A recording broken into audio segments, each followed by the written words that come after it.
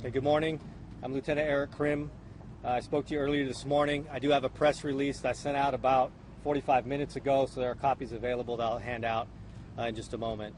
In a moment, I'll introduce Captain Mark Kohler. He's our Special Operations Division Commander and the Acting Chief at this time, as our Chief was out of town. Chief Diane Urban is on her way, but Captain Mark Kohler will be addressing you now. Good morning. As most of you have heard, this is a very devastating and dark day for the community of Hayward, the Hayward Police Department, the family of our department, and the men and women of law enforcement. This morning around 3 a.m., Sergeant Scott Lunger pulled over a vehicle that he observed driving erratically off of Myrtle Street near Lyon. The vehicle stopped. As Sergeant Lunger got out of the car and approached the driver's side of the vehicle, the driver shot Sergeant Lunger without warning. Another officer was on scene. He was able to return fire into the suspect vehicle. The vehicle fled the scene. It was later located and recovered in the city of Oakland. It was left abandoned in an intersection. Based on the information from the vehicle, we have identified a person of interest at this time. That person is secure, does not pose a threat to the community. He is not in custody at this time, but we have no other person that we are looking for at this time as being responsible for this incident. Scott Lunger is a 15-year veteran of our police department. He was promoted to sergeant in 2009. He is a close friend of mine, a very well-respected and accomplished police sergeant.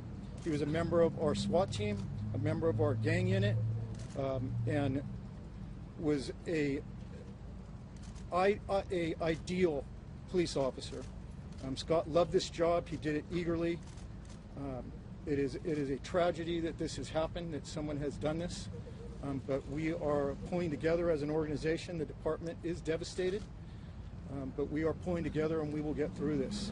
I want to thank all of our allied agencies, the community, who have come up and been in complete support of our organization during this difficult time. The outpouring is overwhelming. We are dealing with this loss as an organization right now, and again, we will work through this.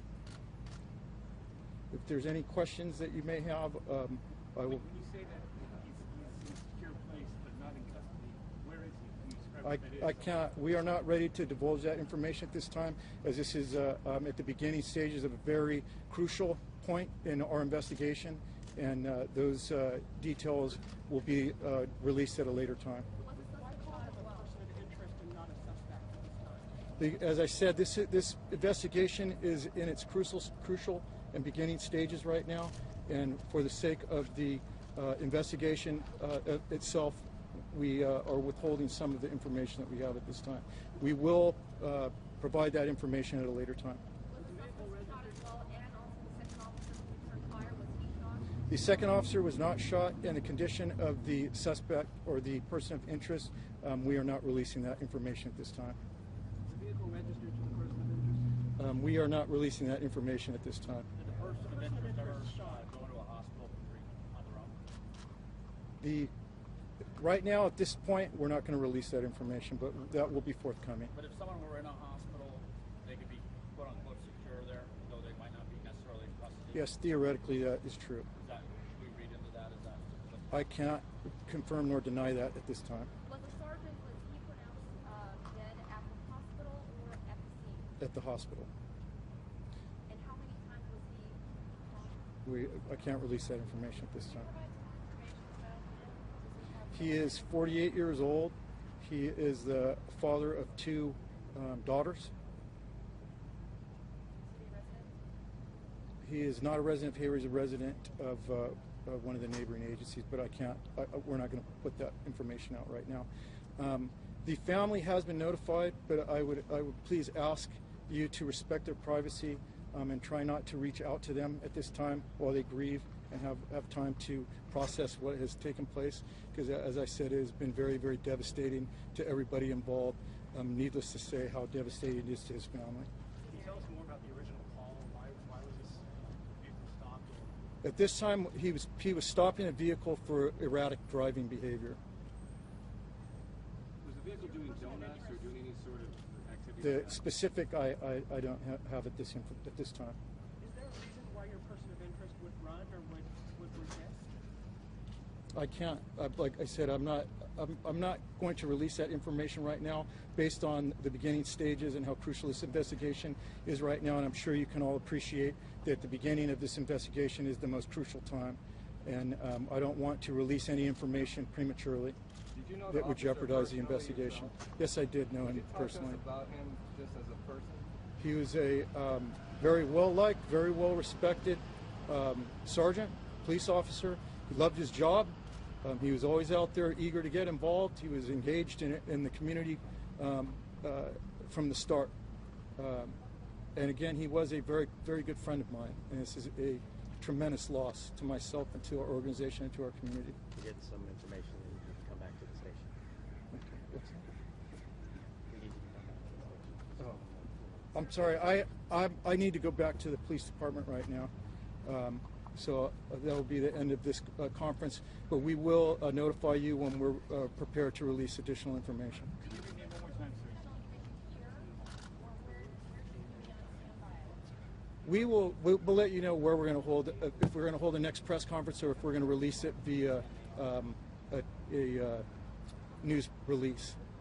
But it's Kohler, K-O-L-L-E-R, Mark, M-A-R-K. I'm the acting chief right now. I'm sorry? At this time, I'm not going to release that information. Can you say whether that person of interest is wounded? Right now, I will not release that information. But all that information will be forthcoming. That person was alone. Wasn't a second person. There's no indication at this time that there was a second subject with him. Is there any more information that you would like the media to put out? Anyone you're looking for? No, there is no other person of interest at this time.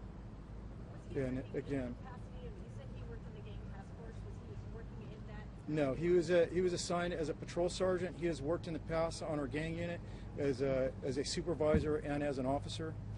He was one of our training supervisors that trained all of our young officers, and was a member and team leader of our department SWAT team. Captain, can you talk about the dangers of being a police officer, especially after Well, unfortunately, a police officer's job is very dangerous, and as we can see today, that there is nothing routine about what our officers do, and there are times where they have no idea who they're stopping. It could be for a traffic violation, and as we've been led to believe today, and the tragedy happens immediately without warning. So it is a very difficult job. Our officers know that, and we try to prepare them for these things. As much as we prepare it, it is equally as devastating when it happens. And again, we are working through this, and we will work through this. The men and women of our organization are strong, and they will deal with this accordingly, and we will work with them, and we will be out there providing security to this community. It seems like he was very highly trained. Was there anything differently that could have been done? I cannot speak to that right now. Sorry, Captain. We need it back to us. Sergeant Munger was from. I can't. I was going to need to go back to the station right now. I appreciate You know the your last time time. a Hayward officer was killed in